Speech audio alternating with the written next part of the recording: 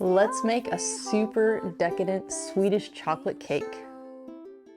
Welcome back to the Whole Food Plant-Based Cooking Show, where we make plant-based cooking easy. I'm Jill, and today we're making this delicious, decadent little Swedish chocolate cake that you are just gonna adore.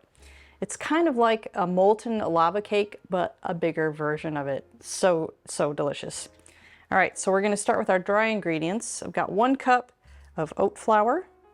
And these are just organic rolled oats that I ground into a flour just with my NutriBullet. I've got 1/2 cup of cocoa powder, 1/3 cup of almond flour, 1 teaspoon of espresso powder, and that's completely optional. I just find that the espresso powder kind of deepens the flavor of that chocolate. And that's what we're going for here. And 2 teaspoons of baking powder. So you're just gonna whisk that together first, just to make sure it's all well mixed together before we add the wet ingredients. Okay. Now we're going to move on to the wet ingredients. So we've got 1.5 cups or 1 1/4 cups of dates that I've already pitted. And that is going to be the sweetener. Instead of using white sugar or any refined sugars or even maple syrup, dates are full of fiber, which is really good for you.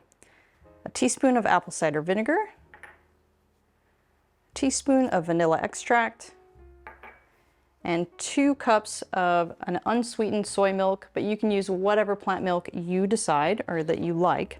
I'm just going to put about 1/2 of that in here because I find that it mixes better if you have a little bit less than this amount of liquid.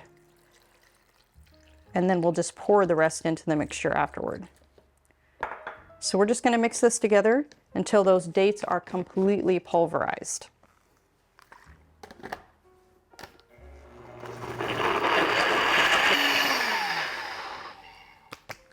Okay. Wow, look at that. Nice and creamy. All right, so we're going to pour that into our bowl.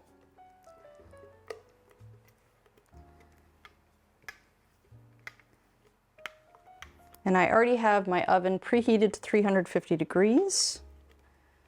And then I have a springform pan here that I've already lined with parchment paper. And I like to use the springform pan because I like to pop it out of there and have it be like a little freestanding type of cake. You could put it in a pie plate if you wanted to scoop it out. You would probably just have to line it with parchment or maybe even lightly oil it if you're trying to get it out without it sticking. And then we'll pour in the rest of our milk and stir it up.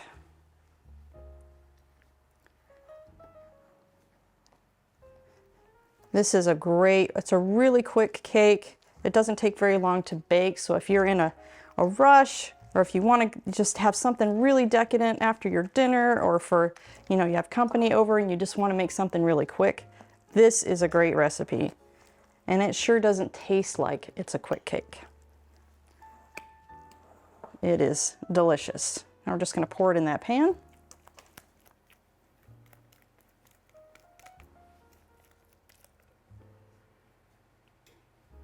Okay, and then you're just going to level it a little bit.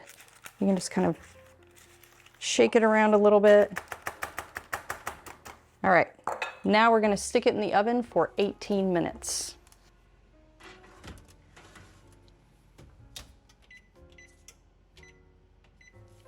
While we're waiting for that, I'd like to share some background on our show. The Whole Food Plant-Based Cooking Show is crowdfunded, which means these free weekly recipe videos, along with our entire catalog of free printable recipes on our website, plantbasedcookingshow.com, and our Plant-Based Cooking Made Easy cookbook series, are all made possible in part by the generous patronage of our supporting membership community. So if you love our recipes, I invite you to join us on our mission to make plant-based cooking easy, and follow the link in the description to become a supporting member today.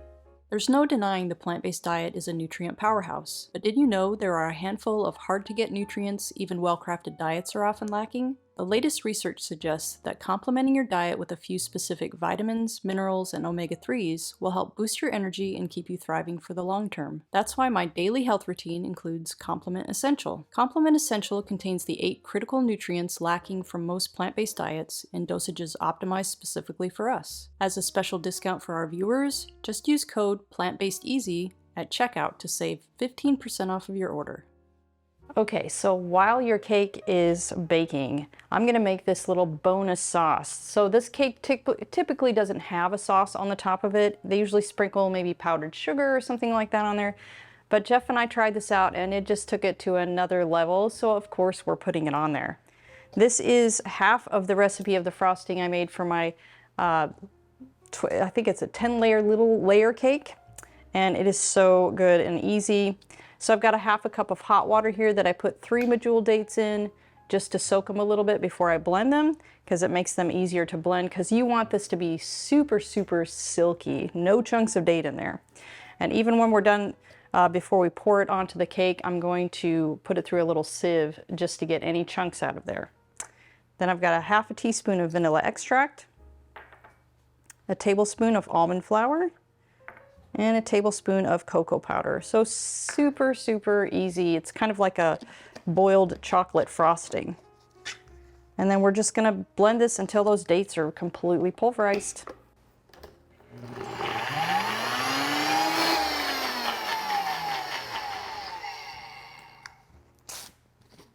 All right, there we go. Super silky.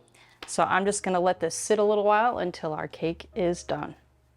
Okay guys, so our cake is out of the oven. So this part you want to do while it's still pretty hot here. So I'm going to take it out of my spring form. Yikes, that's hot.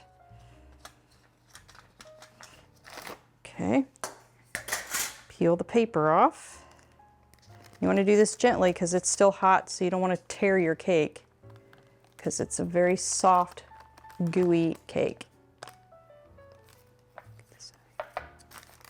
Yikes. Don't break off.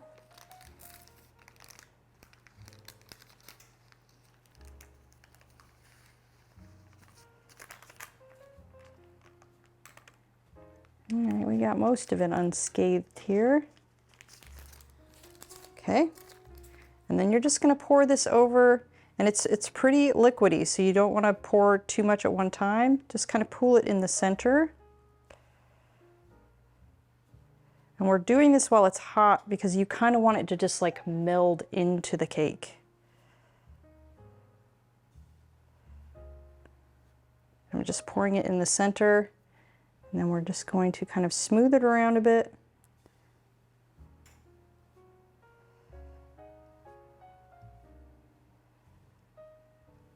And then you just, and it may pool over the side a little bit here. I'm not on a level countertop.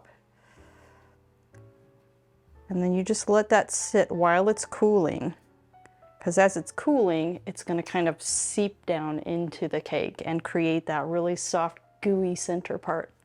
All right, so I'm going to let this sit for a while and let it cool before I cut a slice, and I'll meet you at the table for a taste. All right, guys, it's done, but before I cut into this, please come and take a look at this little beauty. It looks so good. So now all that's left is to take a slice.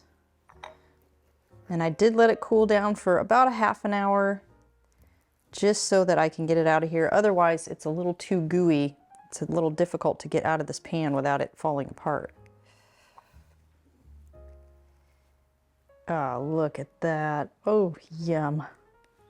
The center is kind of gooey, like almost like a cheesecake consistency.